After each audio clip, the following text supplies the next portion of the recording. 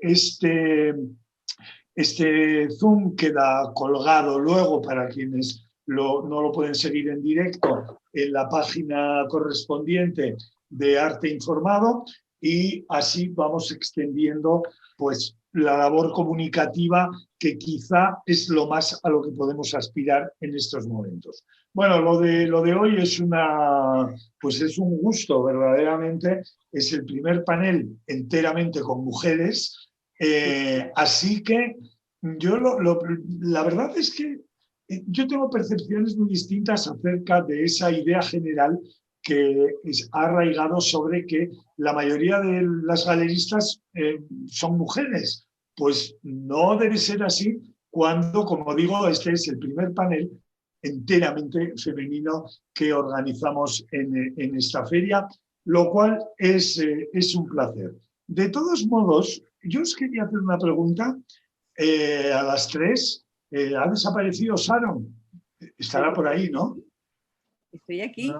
Sí, perdón, no te veía la imagen. Yo os quería hacer una pregunta a las tres, y es que así como efectivamente hay una generación espléndida de mujeres, no hablamos de eso, claramente implicadas en el galerismo, ¿creéis que es así en las nuevas generaciones? ¿Hay relevo de mujeres jóvenes asumiendo la dirección de galerías de arte? No me parece. De hecho, en la feria, por ejemplo, nosotros tenemos un solo caso de galería con mujeres jóvenes, que sería la Twin. Sí, era lo que te iba a comentar, que ya son unas chicas jóvenes. Pero bueno, nosotras ya sabes, Paco, que no tenemos edad. Nosotras no, por eso digo, espléndida. Por eso he dicho espléndida generación de galeristas femeninas. Claro que sí, tenemos fuerza para tirar, para que caiga la que caiga, no hay más que vernos. O sea, que no se les ocurra empezar en este momento. Que esperen un poquito. Que no tienen sitio. Okay. Sí, que hay para todos, yo creo, ¿no? Pero que vamos, bueno, que esperen por lo menos a que pase esta etapa que estamos viviendo, que es una etapa más dificilita. No lo sé, pero vaya, es curioso. Yo, por ejemplo, mi experiencia compartiendo con galerías pues es en Brasil, concretamente en São Paulo, y en São Paulo las mujeres no son desde luego tan abundantes. Naturalmente que está Luisa Estrina como sacerdotisa máxima del galerismo allá en São Paulo. Hay gente joven, interesante, como Jacqueline Martins, pero no, el galerismo es cosa de señores en Brasil. Bueno, estamos en la distinción, conceptualismos a la vista.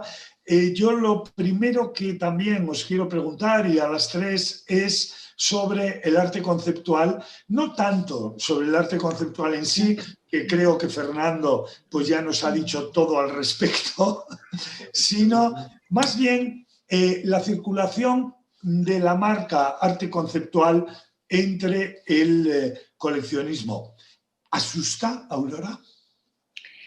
Bueno, yo creo que es que el arte conceptual depende un poco de cómo se entienda. Si es el arte conceptual más puro, digamos, pues a lo mejor hay un sector más minoritario que quizá lo pueda entender, ¿no? Pero yo creo que de alguna manera todo el arte tiene un punto de concepto, es a su manera un poco conceptual. Yo creo que lo que nos debería interesar sobre todo es el arte con mayúscula, independientemente de dónde lo podamos encasillar.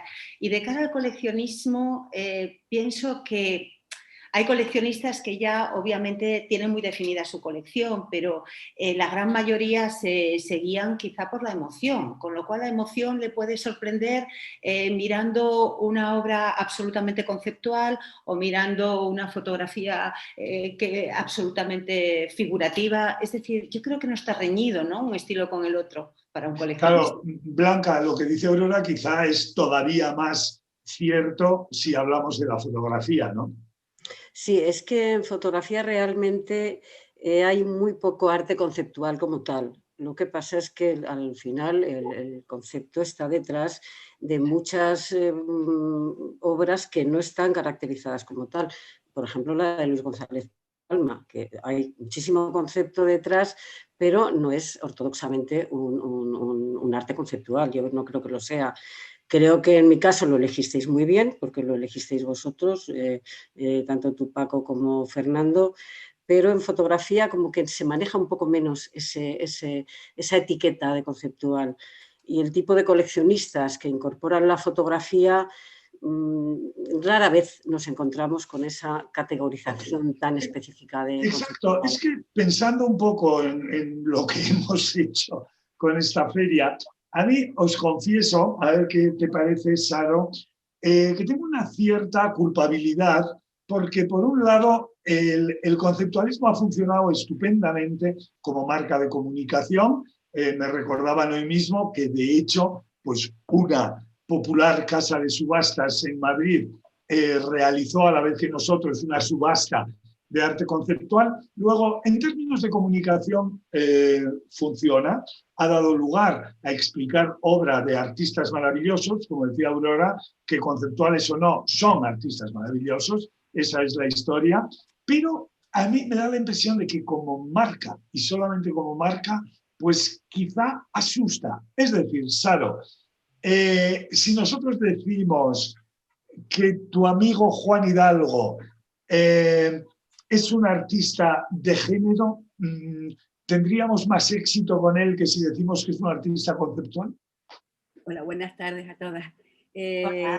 Bueno, yo, por supuesto, Juan es un artista conceptual, pero también es un artista de género, eso está clarísimo, pero de principio a fin es un artista de género. Él siempre, bueno, si es que la obra de Juan realmente es Juan, era su vida, es su biografía completamente. Él con su obra estaba narrando su experiencia, su modo de vida, absolutamente todo, absolutamente todo. De hecho, él es un artista que en su biografía pone que nace en Las Palmas de Gran Canaria y luego nos dice que su padre es John Cage, aunque no se llame Hidalgo, que su abuelo es Duchamp, aunque no se llame Cage, que su amigo de la familia, el amigo de la familia es Erisati y el amigo de los amigos es Buenaventura Durruti. Y entonces, él también, es que Juan también realmente quienes lo mejor lo aceptaron fueron los poetas. E incluso los poetas lo definían como poeta raro, porque él proviene del mundo de la música y pasa por todo, por todas las disciplinas y lo que está claro que es un artista conceptual. Y sí. Lo que pasa es que Juan también era totalmente revolucionario, ¿no? Es que en su época, imagínate, con la obra que hace, pues lo que pasa que para Juan lo más importante era la paciencia, la virtud más importante era la paciencia y el silencio. Entonces él resistió hasta el último momento de su vida y siempre observó. Entonces, ok, Saro, iniciamos pues contigo y luego vamos con nuestras otras dos compañeras en la explicitación de tu programa en la feria. Juan Hidalgo, un solo, un hombre que para mí la sorpresa es que yo creo que si mucha gente de otra generación anterior a la mía y a la vuestra encuentra en Instagram cualquiera de las propuestas de Juan Hidalgo, las entiende como absolutamente contemporáneas. De hecho, pues hay alguna galería con algún fotógrafo francés, galería en Valencia, estoy pensando, que más o menos siguen los mismos pasos. Sin embargo, ¿por qué crees que parece haberse abierto esa distancia entre Juan Hidalgo y la actualidad? No entiendo bien. Es decir, yo veo las obras de Juan Hidalgo con la perspectiva de mi generación y de mi edad. Evidentemente, lo que pudo haberme parecido sorprendente y revolucionario, que lo era, yo así lo viví cuando era joven, pues ahora lo que me parece Juan Hidalgo es un hombre absolutamente, la obra, no él, lamentablemente, la obra de Juan Hidalgo me parece una obra absolutamente dentro de la gran corriente que interpreta, aprovecha, recrea las imágenes de los medios de comunicación, de la publicidad, de los mass media en general. Es decir, que lo veo furiosamente contemporáneo y, sin embargo, en la percepción de determinados, desde luego, quizá coleccionistas, pero también aficionados al arte, parece que Juan Hidalgo es, pues no sé, un señor del siglo pasado. Es que él fue siempre una persona, un artista adelantado a su tiempo, ¿no? Está clarísimo. Blanca hablaba de la fotografía, que no era tan realmente, él utilizó la fotografía para expresarse, era su medio. Cuando ya se metió de lleno en la parte visual, él se metió de lleno con la fotografía y él se expresaba con la fotografía. Anteriormente era con la palabra, con la música, pero fue su medio de expresión, la fotografía, okay. Y es realmente completamente actual y futurista, además. Sí. ¿Hay algún coleccionista con nosotros? Gracias por seguirnos.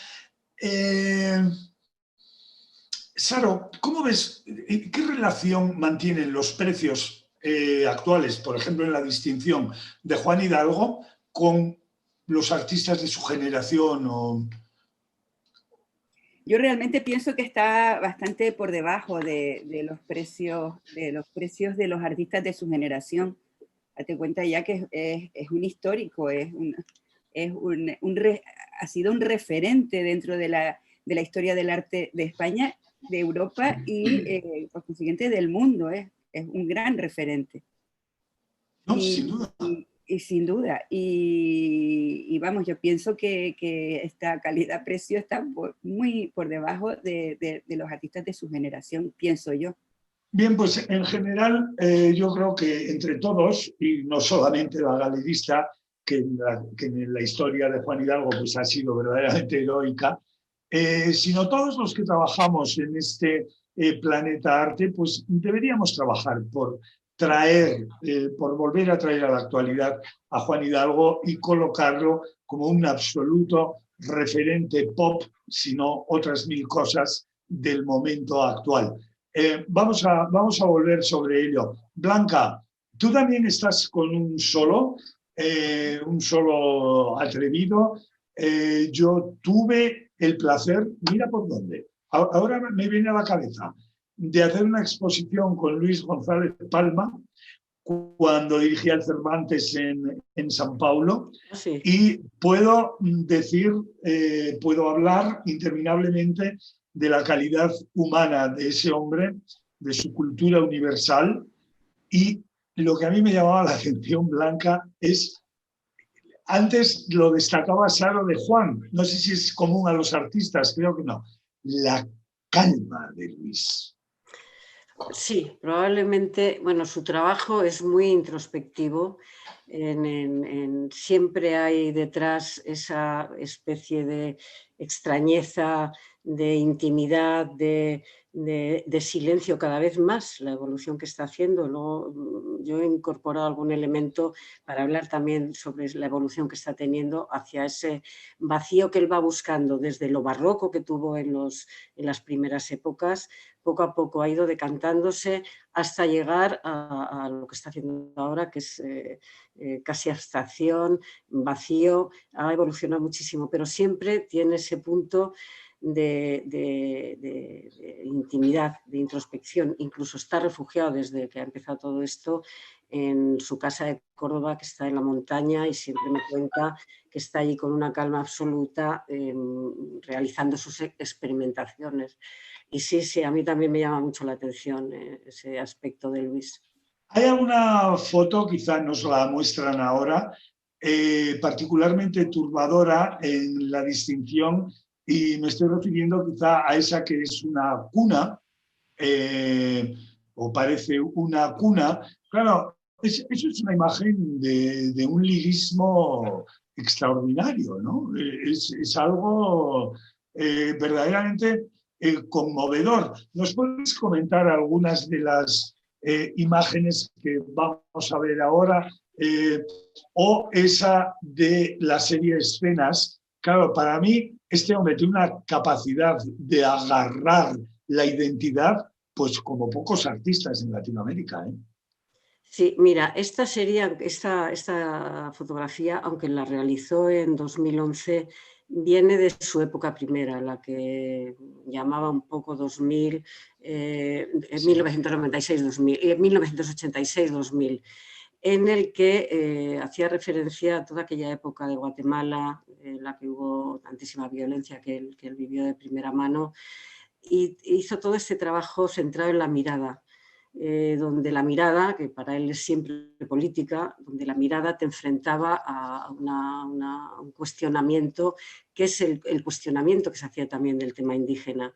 Incluso se ve algún aparato de medición, ahí aparece sobre el rostro de una de las mujeres, que hace referencia a esa técnica casi de finales del siglo XIX del positivismo, en el que trataban de enfrentar la cuestión racial indígena de una manera pues muy, muy, muy racista realmente, midiendo. Entonces él hizo toda esa serie de loterías, les llamaba, que eran estas imágenes repartidas en muchas visiones diferentes de rostros, adornados con elementos bastante sorprendentes. Esta es de las más sencillas. En aquellas loterías, que están casi todas agotadas ya, había elementos muy, muy, muy, muy perturbadores. Y es una imagen tratada con betún de Judea, que él lo utiliza mucho porque hace referencia a su antepasado, no religioso en cuanto a que él fuera religioso, sino que él se enfrentó a la imaginería. Las primeras imágenes que vio desde niño fue en las iglesias llenas de hollín de Guatemala. Entonces él utiliza mucho esa manera de tratar la fotografía con los tonos sepias, el betún de Judea, para recordar eso que se quedó tan grabado en su inconsciente desde que fue niño. Bueno, hay otro planteamiento que a mí me llama mucho la atención de Luis, es que verdaderamente es un fotógrafo en el que ese lirismo al que aludía es esencial, pero igualmente el poder de la técnica. Es decir, es un hombre que asombra porque sean nitratos de plata, que sea betún de Judea, que sean diferentes tiempos de exposición. Es un manejo de la luz verdaderamente deslumbrante. Sí, por ejemplo, esta imagen que estás poniendo, la de las manos, pertenece a Jerarquías de Intimidad. Está hecha con esa técnica que caracteriza mucho la obra que hacía entonces Luis, con película ortocromática, pan de oro, resina. O sea, convertía cada obra en un objeto exquisito. Y esto es una reflexión sobre la comunicación y la incomunicación que transmiten algunos gestos de pinturas clásicas. En este caso son las manos de la Virgen y del Ángel de la Anunciación de Guido Reni. Entonces hizo toda una serie sobre anunciaciones de Rubens, de Botticelli, sacando esos gestos que fuera de contexto te transmiten una cuestión sobre la comunicación, sobre la incomunicación, muy, muy interesante.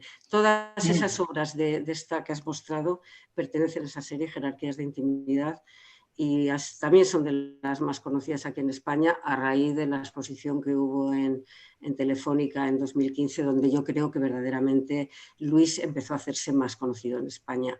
En España no era muy conocido. ¿Realmente tan tarde? ¿Tú crees? Yo recuerdo a Luis, claro, de antes, he hablado de San Paulo, pero ya en aquella exposición de mapas ocultos de Latinoamérica, que fue una exposición que, digamos, descubrió la fotografía latinoamericana al mundo, bueno, él ya tenía un lugar muy destacado, ¿no? Sí, pero aquí en España, por ejemplo, si tú ves las colecciones internacionales en las que la fotografía de Luis está presente, es apabullante, sobre todo en Norteamérica y en Latinoamérica, incluso en Europa, pero no en España. No está presente está presente en algunas colecciones, pero no corresponde a ese reconocimiento que tiene internacionalmente. Entonces, yo creo... Yo entiendo. Ojalá podamos ayudar mínimamente, aunque sea, a modificar esa situación. Luego volvemos con Luis. Aurora, bueno, en la galería de Aurora, Vigil de la Escalera, hay sí una especie de confrontación generacional entre dos conceptualistas. Bueno, Juan Genovés puede desbaratar cualquier etiqueta que se le ponga o cualquier clasificación en la que aparezca, pero en realidad a mí me ha gustado mucho esta contraposición entre Juan y la obra de Dionisio González, que no es que sea un joven, pero evidentemente es otra generación. Desde luego, bueno, esta propuesta me imagino que como a todos fue una propuesta comisariada, obviamente por Fernando Castro, y han escogido a dos de los artistas con los que trabajamos, ¿no? Con Juan Genovés, que son estas series que aparecen aquí en las imágenes, que bueno, realmente el soporte es una gráfica de 10 ejemplares, pero tan intervenida por Juan que realmente cada pieza es una pieza única. De esta manera, digamos que era acercar un poco la obra de Juan Genovés a un coleccionista, a un público coleccionista, quizá un poco más mayoritario, entre comillas, ¿no? Porque obviamente la cotización de Juan, ya sabemos todos que en pieza única es una cotización muy elevada. Y bueno, es muy interesante en el sentido de que, bueno, digamos que el soporte es un fragmento de una de sus obras en las que lo interviene.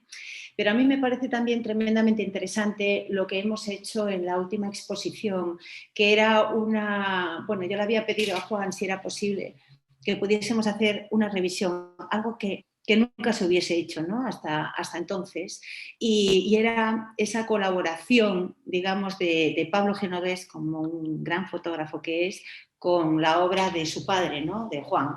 Entonces, el año pasado, precisamente haciendo coincidir la exposición que había en el Niemeyer en Avilés, inauguraba Pablo en nuestro espacio en Gijón y pudimos presentar por primera vez, digamos, esa serie que se llama G más G.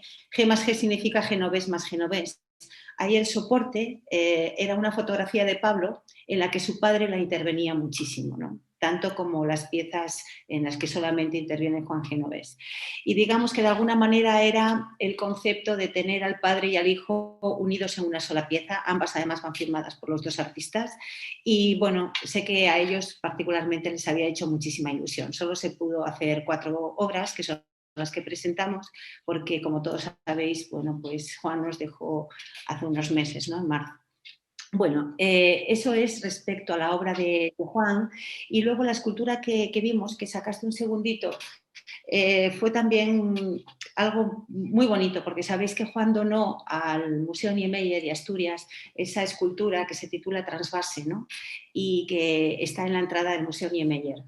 Bueno, pues para realizar esa pieza de Transvase, Juan previamente, incluso 10 años antes, había hecho distintas maquetas, pero nunca pensaba que alguna de ellas no iba a tener bueno, esa magnitud y que la iba a colocar en el Museo Niemeyer. Sencillamente eran esculturas que él estaba preparando.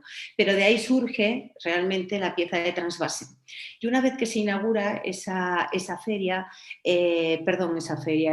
exposición, que era la unidad dividida por 0, donde colaboraban Juan y sus 3 hijos artistas también, se nos ocurrió también la idea de que esa pieza se pudiese hacer en una versión un poco más pequeña para el coleccionista, porque realmente era un tamaño enorme, y permitió, él estuvo de acuerdo y permitió en hacer pues, esa pieza que es la que tú has mostrado, ¿no? Digamos que es la versión en formato pequeño de Transvase, que es la pieza que está en el Museo Niemeyer en Asturias, ¿vale?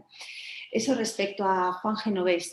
Y respecto al proyecto de Dionisio González, yo tengo que agradecer enormemente a Dionisio el detallazo que ha tenido conmigo fundamentalmente, pero sobre todo también yo creo que con esta feria online, ¿no? con la distinción, porque las obras que estaba presentando es su último trabajo. De hecho, todavía está terminando algunas de las obras, ¿no? Es un trabajo súper reciente que se presenta por primera vez aquí en esta feria, con lo cual es para agradecerle muchísimo, ¿no?, ese detalle. Y para entender esta serie que es tan interesante por el concepto, volvemos un poco a lo que puede ser el concepto de la fotografía, aunque Dionisio no es un artista conceptual en el sentido que lo entendemos, realmente sí que entraña mucho concepto, ¿no? Pero habría que irse un poco al origen. El título de esta serie se titula Wittgenstein's Cabin y era un poco como la cabaña de Wittgenstein, pero ¿quién era Wittgenstein? Yo no sé si tengo tiempo para explicarlo. Venga, ánimo. Un poquito y si veis una larga me cortáis, ¿no?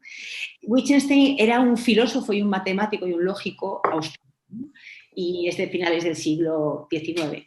Y este señor, una de sus ilusiones cuando tenía 24 años era poder irse a Noruega y ahí construir una cabaña de madera. Una cabaña de madera, bueno, como muy básica, con el suelo de piedra, las paredes eran troncos de madera, el techo era de pizarra, tenía las habitaciones en distintos planos, tenía una de las fachadas principales era simétrica y estaba enfrente de ese fiordo maravilloso, ¿no? Y de alguna manera él buscaba ese sitio tan apartado, ¿no?, como a una milla, estaba a una milla del pueblo, imagínate con esas temperaturas, ¿no?, en invierno. Buscaba ese sitio de alguna manera para meditar, para pensar en su filosofía, en sus trabajos, ¿no?, vivir casi como un eremita.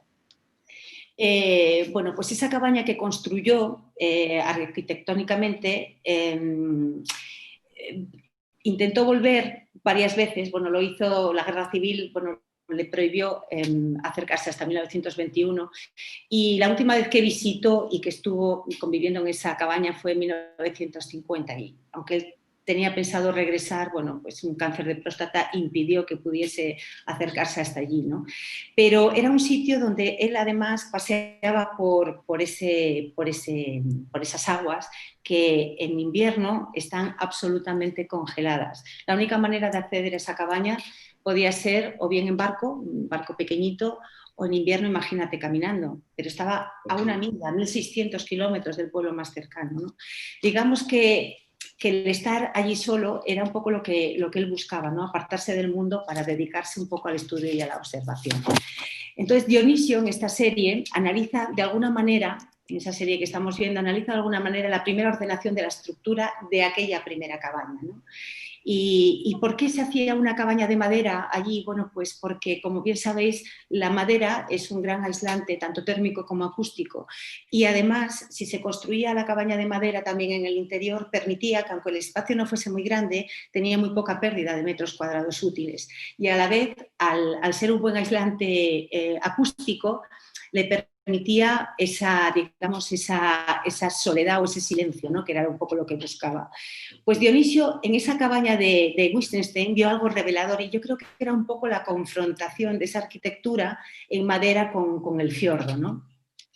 Y digamos que ese acontecimiento fue lo que hizo que preparase distintas series para recrear dos posibilidades. ¿Qué pensaría Wittgenstein si hoy día tuviese que construir esa cabaña con los materiales que hay ahora? ¿Y cómo sería una cabaña contemporánea, digamos, con los medios actuales? Y digamos que esas versiones que ha hecho y que ha fotografiado Dionisio es como para recrear ese mundo de posibilidades complejas, ¿no?, pero que se pueden concebir un poco como reales.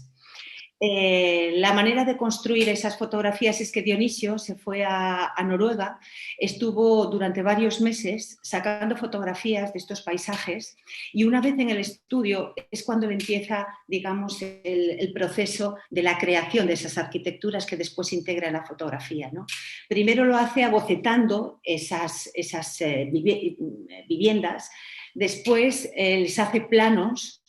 Para hacer esos planos utiliza a veces programas incluso del ordenador como el AutoCAD, ¿no?, que son programas que suelen utilizar los arquitectos y una vez que tienen los planos entonces ya levanta, digamos, la construcción en 3D y muchas veces también utiliza programas de 3D como el Studio Max, ¿no?, que le permite ver distintas visiones de esas arquitecturas y una vez que ya está preparada es cuando la integra, digamos, en sus paisajes y ahí aparece... Vale, pues Aurora, siempre me había preguntado yo por cómo por cómo construía Dionisio sus imágenes y nunca se lo había preguntado a él, pero Sí, sí. ahora lo que sí le voy a plantear es que frente a la filosofía del señor Wittgenstein, que consiguió su cabaña y acabó loco en ella, pues a ver si nos hace una continuidad contrastando con la más castiza de Santa Teresa, en la que lamentaba la cantidad de lágrimas vertidas por las plegarias atendidas. O sea, que tengamos cuidado con las cabañas que nos construimos, no nos vayamos a jamar, que yo igual no estoy muy lejos de ese planteamiento. En fin, perdonad por este desborde emocional que la fotografía de Dionisio nos trae. Volviendo a la realidad y al Bill Metal, y abusando de la confianza que tengo con vosotras, yo quería plantear el momento económico actual para el arte, quiero decir, lo que hagan los estadounidenses a partir de hoy, pues bueno, ya nos ocuparemos cuando hayan tomado su decisión o cuando la conozcamos.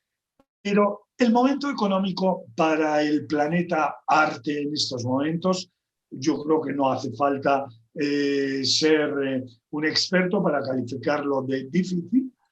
Y contrastando con otra filosofía también popular, esta más norteamericana, si la vida te da limones, haz limonada.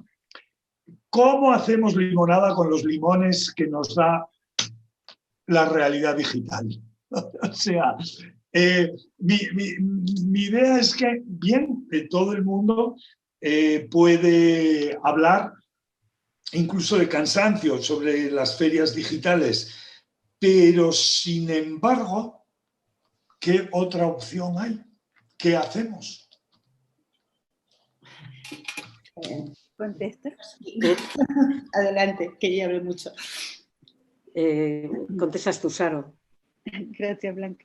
Esto, pues aprovechar esta era digital, porque vamos a ver, realmente cuando el mundo del arte no ha estado en crisis, siempre. Bueno, esa es buena, efectivamente. Siempre. Entonces, ya hace mucho tiempo que toda la historia de las ferias está completamente caduca, porque yo he llegado ya a un momento que ni siquiera es que me preocupo en entrar en las grandes ferias porque está totalmente vetado para unos cuantos, y aparte que ni me interesa. Prefiero dedicarme a lo que yo estoy haciendo en la galería y mimando lo que yo puedo a mi alrededor y abrirme mercados por otro lado, ¿no? Y entonces ahora yo creo que estamos en un buen momento porque vamos a tener que partir de cero. Tenemos en nuestras manos ahora toda la era digital, que tenemos muchísimas posibilidades para por lo menos, qué es lo que realmente hacía una feria, porque yo si fuese multimillonaria no se me ocurría ir a comprar una feria, sino que iba a las galerías o a los estudios de los artistas a comprar, porque en una feria tampoco se puede exhibir la obra de un artista como tiene que exhibirse, ni tener el contacto con el artista como a mí como coleccionista me gusta o me gusta tener con él, ¿no? Bueno, como galerista, por supuesto, pero como simplemente como coleccionista me gusta tener un contacto con el artista. Entonces, realmente la feria era una manera de publicidad, de publicitarte, de marketing. Entonces, ahora tenemos las redes a nuestro alcance, con lo cual podemos dar a conocer nuestros artistas por medio de este tipo de ferias o por medio de este tipo de encuentros o de eventos a mayor público. Y yo desde luego, a mí me sería muy, muy difícil, a no ser que conociera la obra del artista personalmente, la experiencia de la galería, de ver la obra in situ en la galería, es una experiencia única, no es lo mismo que ver, yo por lo menos es que yo soy mayor, no es lo mismo que verla en un ordenador, ni muchísimo menos, pero es una manera de publicitarte y de dar a conocer con los artistas que trabajas y dar una pincelada de lo que tú tienes en tu galería, pienso yo. Ok. Sí, Blanca. podría decir yo algo. A mí me ha parecido interesante la feria vuestra, me parece un planteamiento realmente muy, muy inteligente y me está gustando mucho. Yo he participado en otras 2 ferias virtuales que han sido mucho más grandes en cuanto a participación de número de ferias. Y a mí me han comentado algunos coleccionistas que les resultaba sumamente difícil navegar entre los distintos stands, que se perdían. O ibas, por ejemplo, una de ellas era en Latinoamérica, en Buenos Aires, o ibas a tu galería porque querían, porque lo habían visto, porque les interesaba, o no puedes hacer, o sea, no puedes intentar hacer lo mismo que haces en una feria presencial, pasearte por los pasillos, descubrir, entrar a uno, entrar a otro, te mareas y es muy difícil. Entonces yo creo que las ferias virtuales con tamaños pequeños, como estáis haciendo vosotros, son mucho más navegables, por decirlo de alguna manera, que si pretendes trasladar la feria presencial a la feria virtual. Porque no estamos acostumbrados, ni siquiera la herramienta está todavía tan perfeccionada. Cuando hacen stands físicos, que lo están haciendo algunos. Y yo creo que hay que ir investigando, pero creo que tiene futuro. Estoy muy de acuerdo con Saro, yo también soy partidaria de trabajar en la galería. En las galerías se puede trabajar muy bien también y hay que centrarse mucho en ese tipo de trabajo. Cansan mucho ya las ferias presenciales, lo que dice ella, los vetos, unas funcionan, otras no funcionan, te arruinas. Cansa mucho. Entonces no es una mala vía la feria virtual, pero yo creo que hay que perfeccionarla. Vale, Blanca, pues muchas gracias, vamos tomando nota. De hecho, la entrada a la Feria de la Distinción, que quizás ha provocado algún interrogante en algún galerista, pues primero se presenta ese cuadro general que no responde a ninguna diferencia de precio, porque aparece siempre montadas el primero, sino que responde simplemente al algoritmo por el cual se calcula la notoriedad de los artistas con arreglo a una serie de criterios, y ese es el orden en el que aparecen. Después de ese paseo general, están las formas de entrada, pues, por artista, por galería, etcétera, etcétera. O sea que sí, yo veo que eso es así, sobre todo si somos capaces de distinguir claramente dos cosas que a mí me parecen muy distintas. La galería, como el restaurante, es insustituible. Es decir, el gusto de ir a una galería, que te lo expliquen todo aquello, ver las cosas en su formato natural. Bueno, eso es una experiencia que no tiene sustitución. Lo otro, lo que hacemos, por ejemplo, en la distinción, yo lo definiría más como una experiencia de comunicación. Es decir, queremos contar que hay diferentes etapas en la fotografía de Luis González Palma y que todas ellas están en Blanca Berlín y que puedes ir y preguntarle y que luego sí te pasas por la galería y lo ves. O que Juan Hidalgo es un monstruo de 1000 cabezas, alguna de las cuales te sigue diciendo algo muy directamente a ti.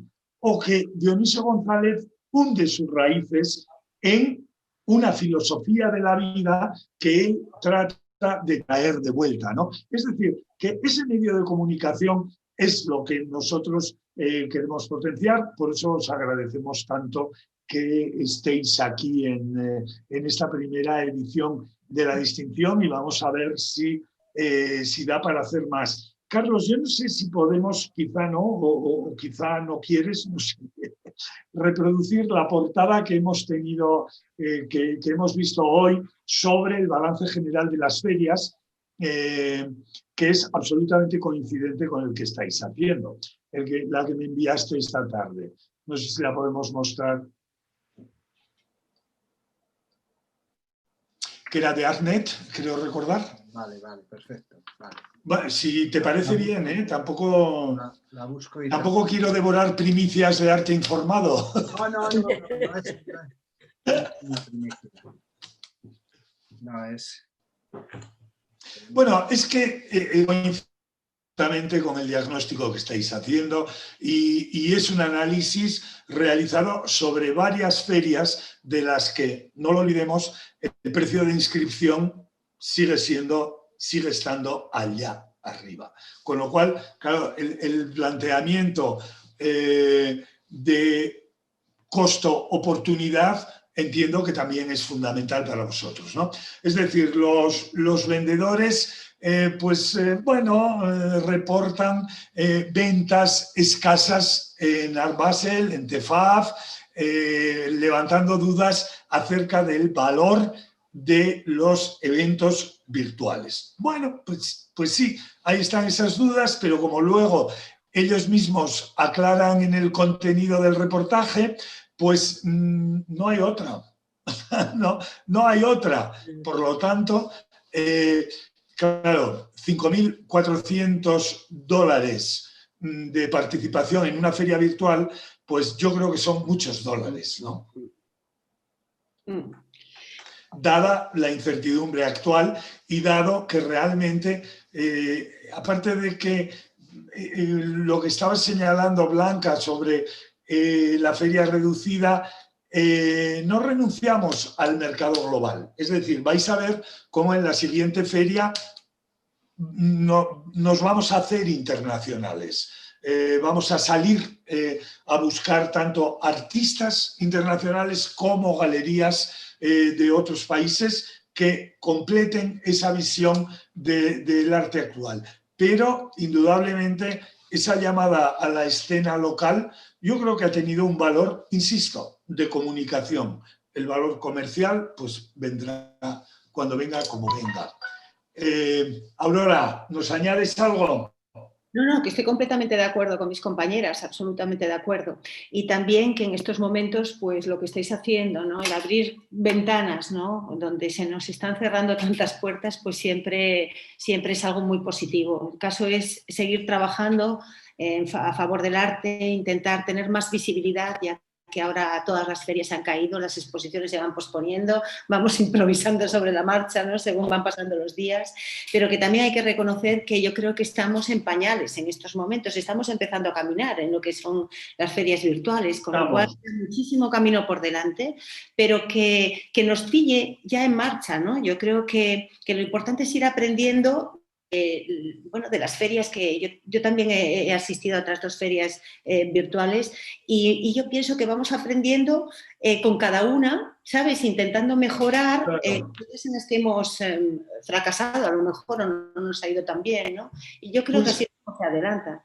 Aprovechando tu intervención y otra vez abusando de la confianza con vosotras, yo me voy a permitir aclarar una de las ventajas que creo tiene la distinción alojada en una plataforma digital como Arte Informado, y es que, como os comunicamos, a través del algoritmo de Arte Informado se elaboró una lista, creo recordar que de 167 coleccionistas de arte conceptual, que está a vuestra disposición, en la que vais a descubrir cuáles son sus compras, sus intereses, el significado de sus colecciones. Yo os animo verdaderamente a utilizar esa lista para entrar en quizá una herramienta nueva, Aurora, no lo sé, entrar en una relación mucho más personal con quien no conoces. Es decir, vosotros tenéis vuestras listas de coleccionistas, vuestros, vamos a llamarles clientes, vinculados a la casa y con los que mantenéis comunicación directa. Sin embargo, aquí tenéis la oportunidad de elegir vuestra comunicación teledirigiéndola exactamente con vuestra oferta a estas personas que ya tenéis. Dices, bueno, ¿a quién colecciono? A Anabela Geiger, a Carmen Argote. Bueno, pues no sé, a lo mejor no está muy lejos de Luis. Le voy a sugerir a esta colección que a lo mejor la incorporación de una determinada obra que estoy presentando en la distinción o en mi galería, me da igual, pues puede enriquecer en cierto modo esa colección, ¿no? Yo os animaría verdaderamente a poneros a vosotras y a quienes trabajan con vosotros a realizar esa labor de zurcido personal de la obra al coleccionista indicado, lo cual lleva tiempo, pero yo creo que por ahí tiene que haber también compensaciones que nos esperan, ¿no? Son coleccionistas, como veis, tanto latinoamericanos como españoles, por lo tanto, ahí tenéis para elegir a quién y cómo enviar mensajes precisos. Me encantaría que lo utilizarais porque es nuestra razón de estar aquí, ser un servicio para las galerías. No hay otra. No hay otra. Luego van a ser, es verdad que van a ser, nosotros, yo no puedo estar más feliz de lo que estoy con las galerías. Es verdad que el cliente final, si se me permite esa ordinariedad, es el coleccionista y son ellos los que van a decidir sobre la idoneidad de la fórmula, pero por intentarlo, que no quede. Claro, claro. Peleamos muchísimo, pero muchísimas gracias porque ahí también puede ser una posibilidad, ¿no? Venga, pues vamos a trabajar. Yo ya aprovechando el anuncio, os digo que estamos a vuestra disposición, tanto yo como Arte Informado, para que cualquier persona de la galería que nos llame para activar esas posibilidades, orientarle y conducir en los detalles técnicos si los hubiere. Oye, pues yo, aparte de, como siempre, abrir a quienes nos acompañan un turno de preguntas por si les apetece, yo quería agradeceros mucho la presencia en la feria, desde luego, pero también vuestra presencia aquí. Sé lo que vale vuestro tiempo, sé cuántas invitaciones digitales ocurren a las 6 de la tarde en el ciberespacio, así que muchas gracias. Próximamente no, la semana que viene, os estoy dando la vara otra vez con la nueva feria y mucha suerte.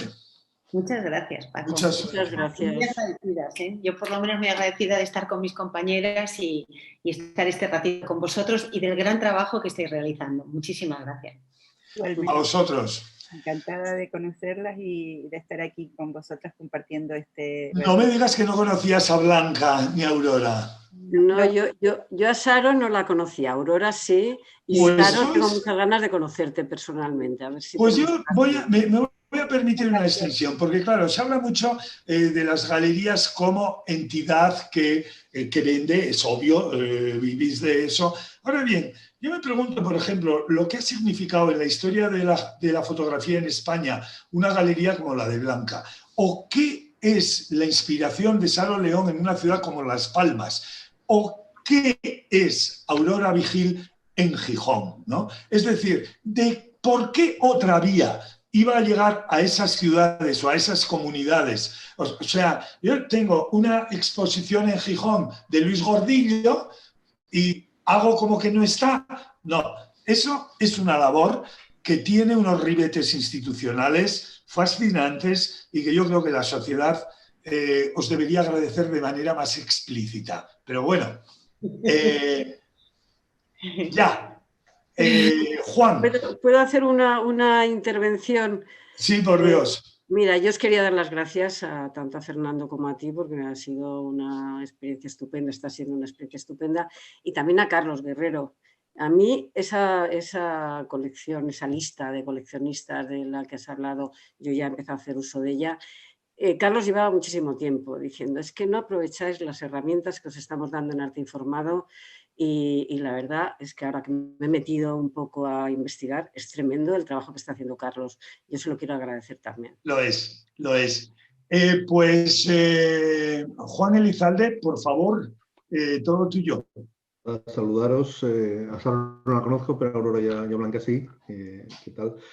Y darte la enhorabuena porque creo que es un proyecto muy interesante y sobre todo de los que dan primero dan dos veces. Me preocupa como coleccionista el que surjan ferias online o propuestas online como setas en temporada de otoño, ¿no? Y ahí pues creo que vuestra idea es francamente buena. Estoy de acuerdo en que hay que ir a la galería, pero también estoy de acuerdo en que si no es por la feria, muchos coleccionistas de fuera de grandes núcleos, como puede ser Madrid, nos perderíamos muchísimo de lo que pasa. Entonces, en una feria, si te das la paliza que nosotros nos solemos pegar en las ferias, pues nos da tiempo a ver muchas cosas que si no, no llegaríamos. Y desde luego estar contigo, porque además es nuestra política durante los años que hayamos coleccionando, el apoyo a la galería de provincias, como digo yo, a la periférica, es absolutamente fundamental, por lo menos desde nuestra colección.